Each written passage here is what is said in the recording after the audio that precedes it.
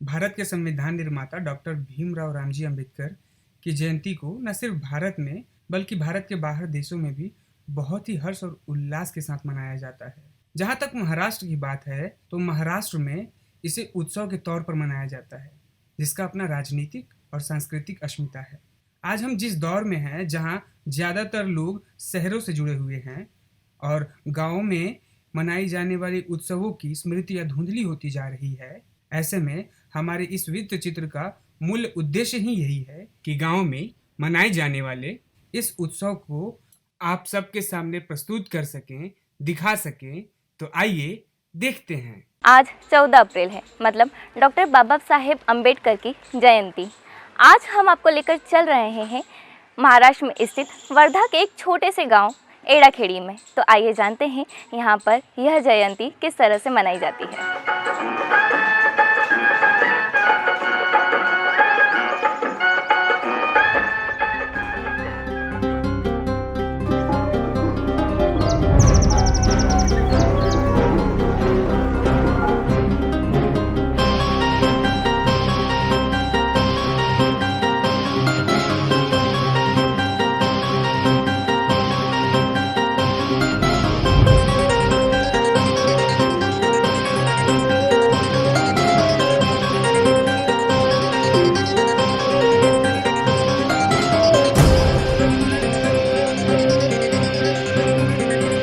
जाथा रुबाब राजेशाही सुट्टा बुट्टात रोजच राही।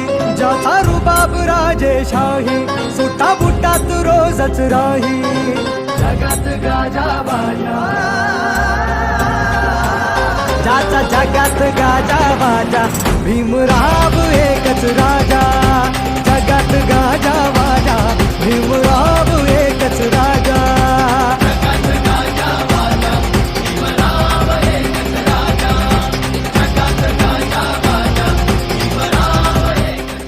बाबा साहब अम्बेडकर ने अपने पूरे आंदोलन के दौरान जिन बातों को रखा और विशेषकर उन्होंने जिन शब्दों का चयन किया, तो वो केवल शब्द नहीं थे, एक पूरी ज्ञान मीमांसा उसके साथ में उन्होंने जोड़ी है।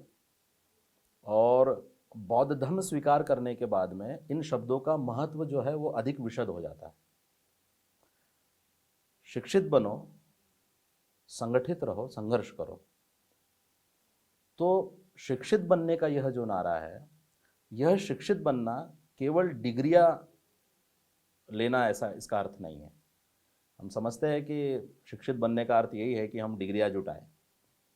इन डिग्रियां जुटाने का उद्देश्य बिल्कुल नहीं है। यहाँ पर शिक्षित बनने का वह अर्थ है कि शिक्षित बन करके हमें समाज के लिए क्या करना है, हमें समाज को कैसे बदलना है, और समाज में व्याप्त जो भी असमताएं हैं उन असमानताओं को हमें कैसे दूर करना है।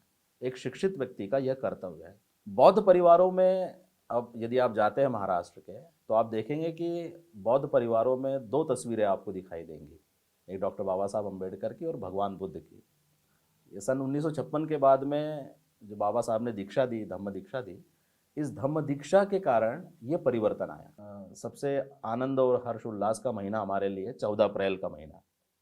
हम बच्चे थे तो हमारे यहाँ से बाबा साहब की जो प्रतिमा शहर में थी, उस प्रतिमा तक हमारे बुद्ध विहार से एक मराठी में उसे कहते हैं मिरवणूक, यानी एक यात्रा जैसे निकालते हैं।